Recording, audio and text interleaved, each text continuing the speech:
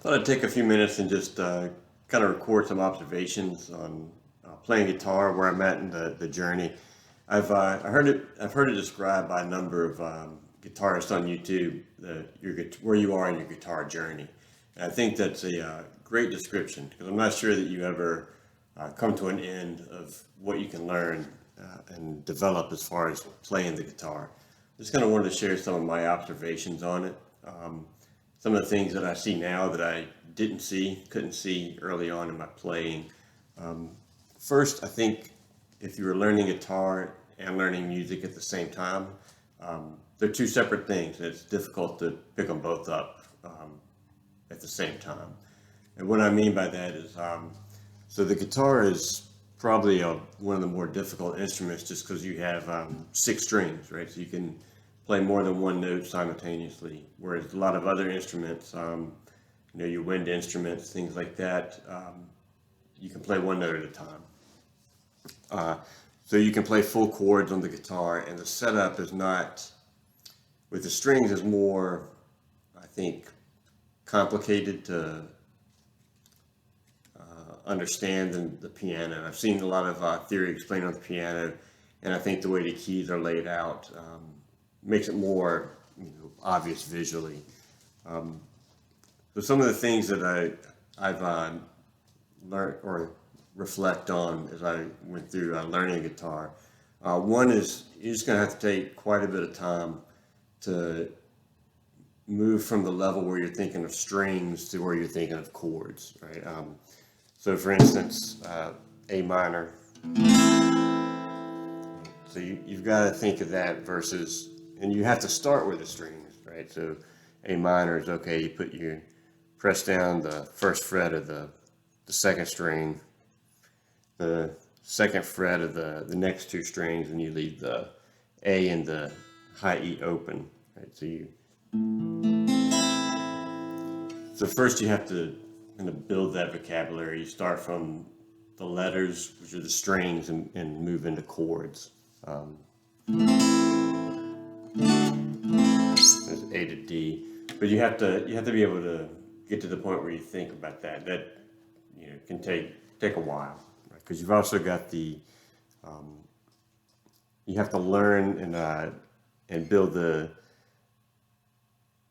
finger dexterity and muscle memory to fret the chords, right? And all this takes time. For me, it took a lot of time. I suspect that some people are more musically inclined or already have a background in music where they know the notes, right? The musical alphabet and how half step, whole step, modes, scales, and things like that work. I came at it not knowing any of that, so I had to learn it all, and took some time. So maybe if you're more intelligent or just more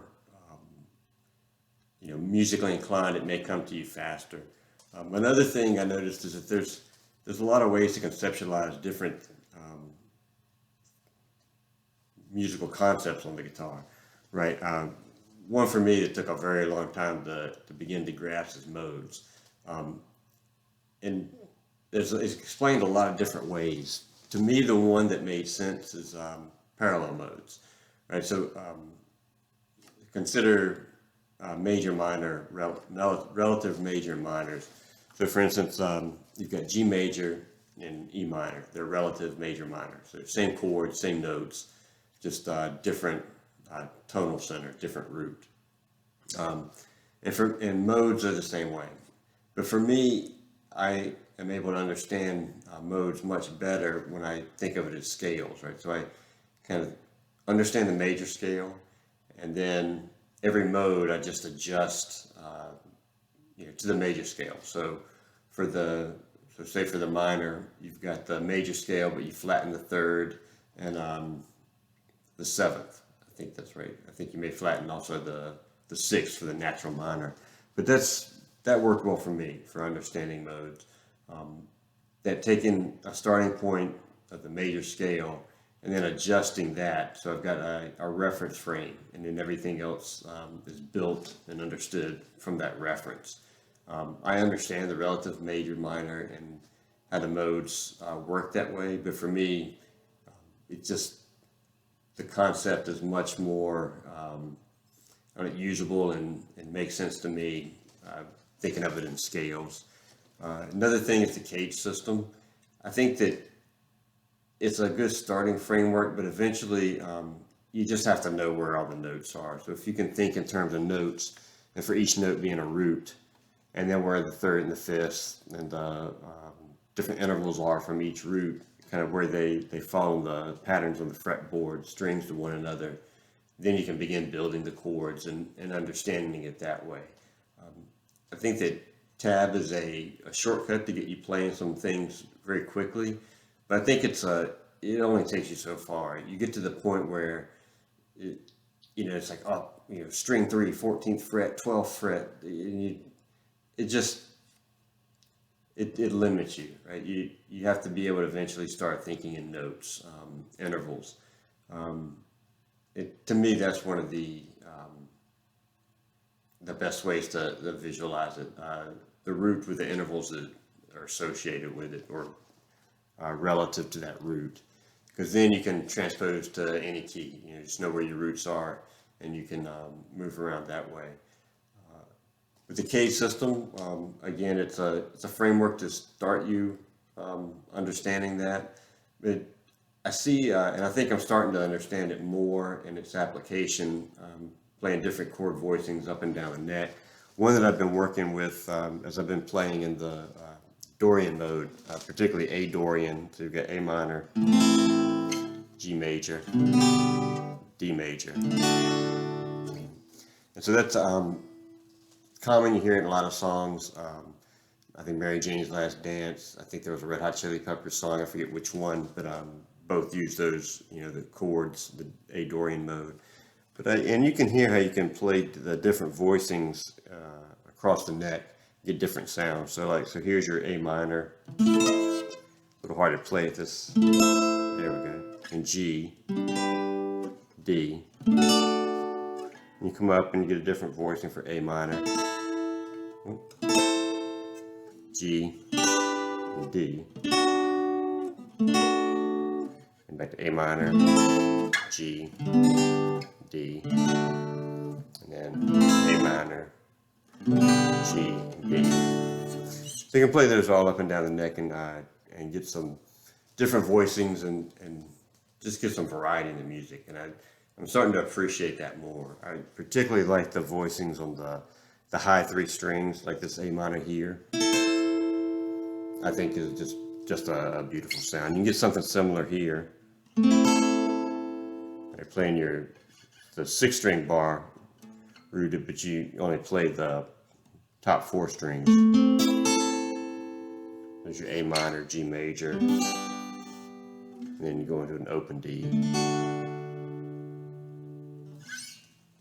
Another thing that I think some technique notes that I think I learned over time that I didn't do right at first was one, the death grip on the guitar. So as you're playing chords, it really doesn't take much pressure to fret the notes.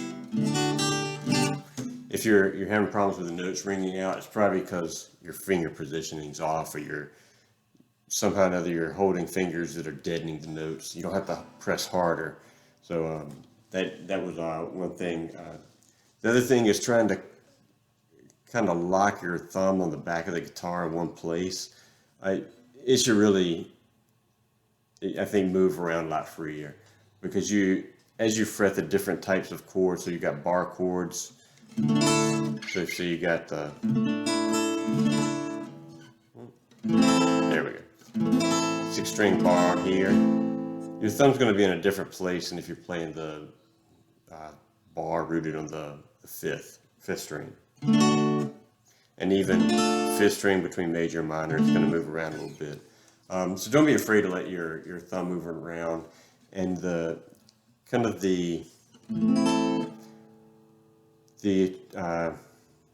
technique where you're very strict on kind of where your hand is and the way it's positioned to play chords needs to be much more relaxed when you're playing lead.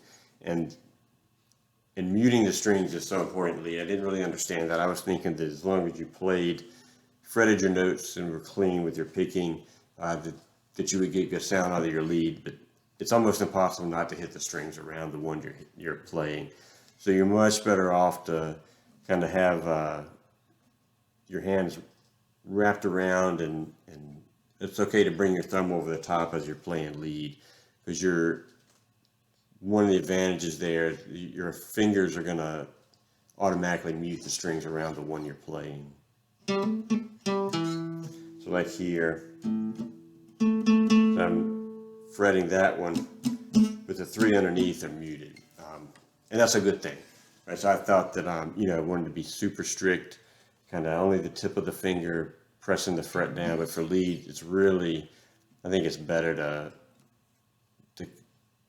let the hand flatten out more, because you get some of that muting going on, and it lets you move around, gives you a little bit of kind of freer motion in your fingers. Another little practice thing that helped me out also is playing in the dark. Great way to practice, because you don't realize sometimes how much you depend on looking at the guitar and the frets, and this is just not a good way to play, right? Because you're looking, it's bad posture. You're also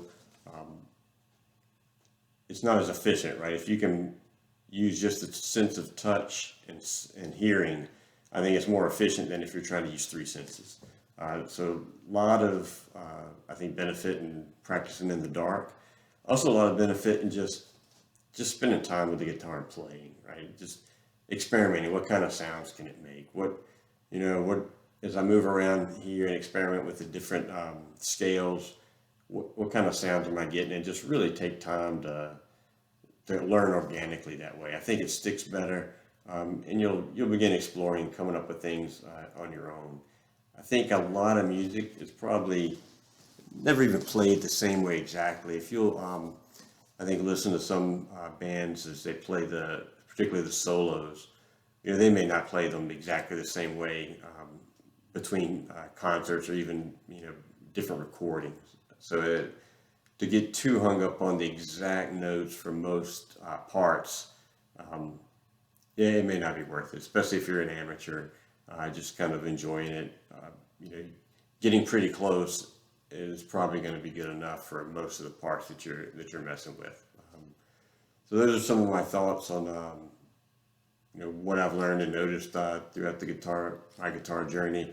And again, a lot of these explanations that you'll see, there's many ways to explain the different musical concepts. So feel free to look at multiple ones and see which one resonates best with you. And you may find one that lets you understand it more quickly than others.